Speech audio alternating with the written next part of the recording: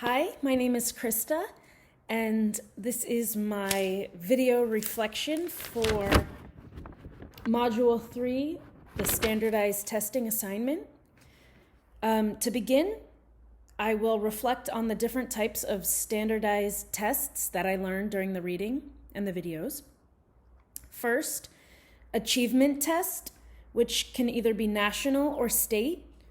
An achievement test measures the extent to which a person has acquired certain information or has mastered an identified set of skills.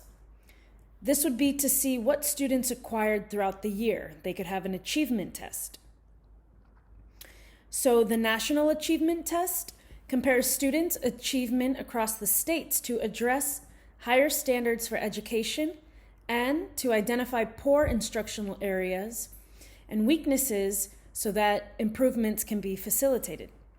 The State Achievement Test is used by school districts to determine individual student progress, provide diagnostic information on child's need for future instruction. Second, I learned about aptitude tests, which measure potential to learn or develop proficiency in an area, provided certain training is available.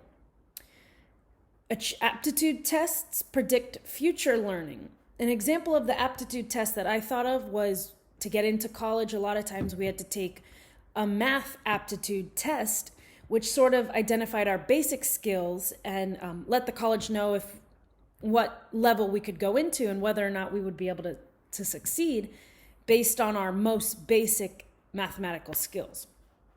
Next, I learned about intelligence test. Let's see. That is the ability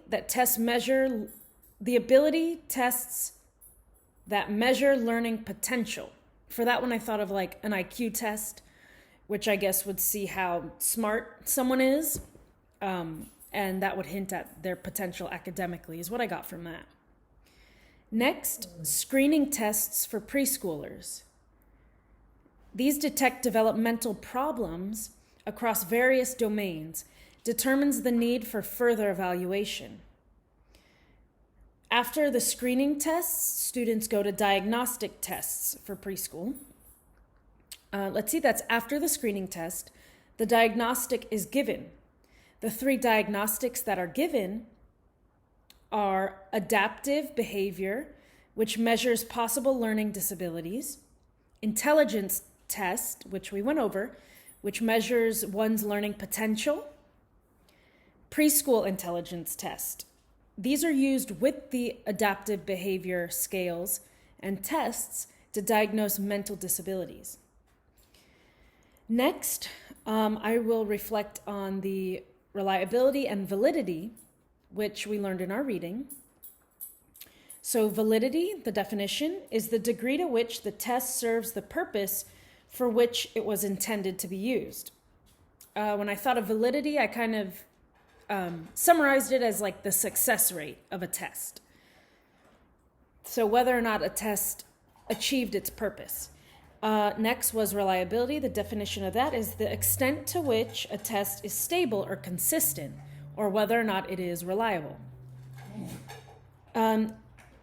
These tests are developed for young children and have questionable reliability or validity because young children tend to have a very short attention span. Therefore, the scores that they get on these tests aren't very reliable because they may not properly reflect what the child knows. Because of this, tests designed to measure delays or disabilities are given to one child at a time, and they're usually given in the form of a task or an activity that keeps the child's attention. I think this is true for all students, though, that tests may not be the best indicators of intelligence due to the fact that some students just might not be good at taking tests. They might get nervous or anxious. Therefore, the score that they may get might not really reflect their intelligence or their potential. Both validity and reliability are equally important in determining the quality of a test. Flip my page. Next, still on validity and reliability from what I learned in the reading. Validity is determined through content validity, which is during achievement tests, criterion-related validity, which is from aptitude test, construct validity, which measures the extent to which a test of an abstract psychological trait measures the trait. That was straight from the reading. Reliability has 3 types also. Alternative form reliability, split half reliability, and test-retest reliability. The reading pointed out that no test is completely free from error. Therefore, the standard error of measure provides an estimate of the amount of variation to be expected in test scores. That's saying that there is a measurement by which teachers or professionals can still conclude the scores from a test because they're not completely reliable. That is to say, most students won't get a perfect score on these tests because everyone is different. So there's that standard of measure so that they can still be accurately graded. So if reliability correlations are poor, the standard error of measure will be large.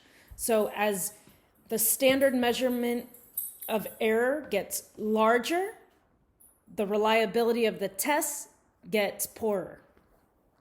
And then this is the standard error of measurement is based on population size, sample size, test length, range of test scores, etc. These all affect the test reliability. Okay, so this section is where we were supposed to reflect on the best suggested standardized tests for young children. So I just wrote down some notes.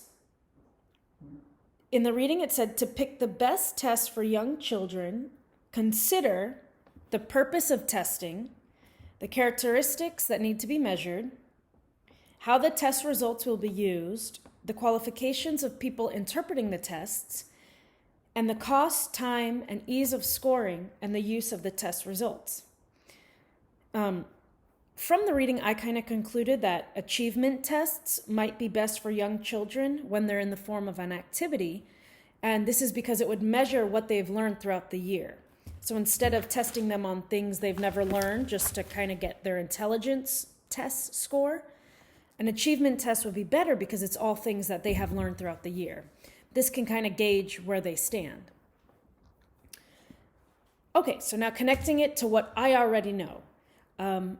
I sort of knew and felt that standardized testing weren't super reliable or valid forms of evaluating young children because they have difficulty focusing over long periods. Unlike older children, we can kind of sit there and take a test for a couple hours like the SAT, but younger children, their minds are sort of all over the place. So it would be best if you are doing a test for them, do it in the form of an activity or give them a certain task. This keeps their engagement in the activity. Also, I knew that intelligence tests were not very good standardized tests because they present a lot of a material at once to see how smart someone is, such as an IQ test, but it's not always a correct indicator of someone's intelligence. For this section, I was supposed to extend. So I wrote that I learned that preschool intelligence tests and adaptive behavior scales are used to diagnose mental disabilities in young children during the screening test process. I didn't know that IQ tests were used for that. I sort of thought they were just to see how smart someone was. I know children usually compare their IQ tests, so I sort of never really thought that was a proper indicator of someone's intelligence.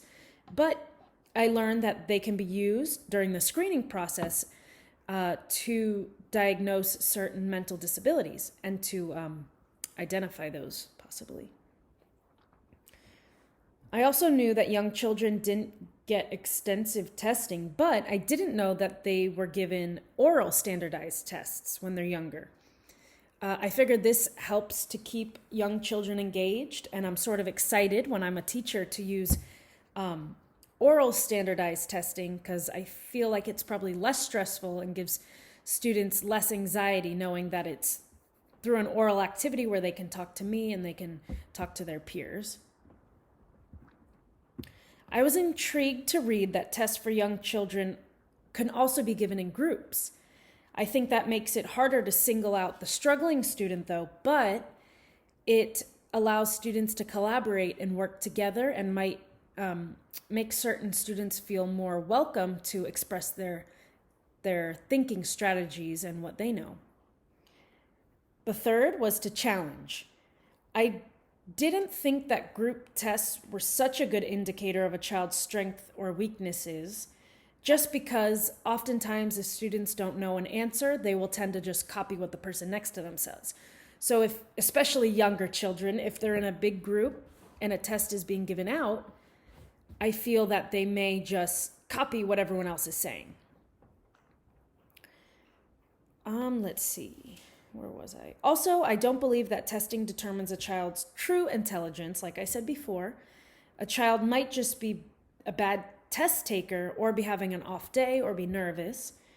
One other challenge I have with all this standardized testing in elementary schools is that more and more kids are developing anxiety disorders and being very stressed out because of the immense testing that's going on. I think it might be a better idea to limit some of that testing, maybe just once a year, something like that, so kids aren't so stressed. And that's basically it. Thanks.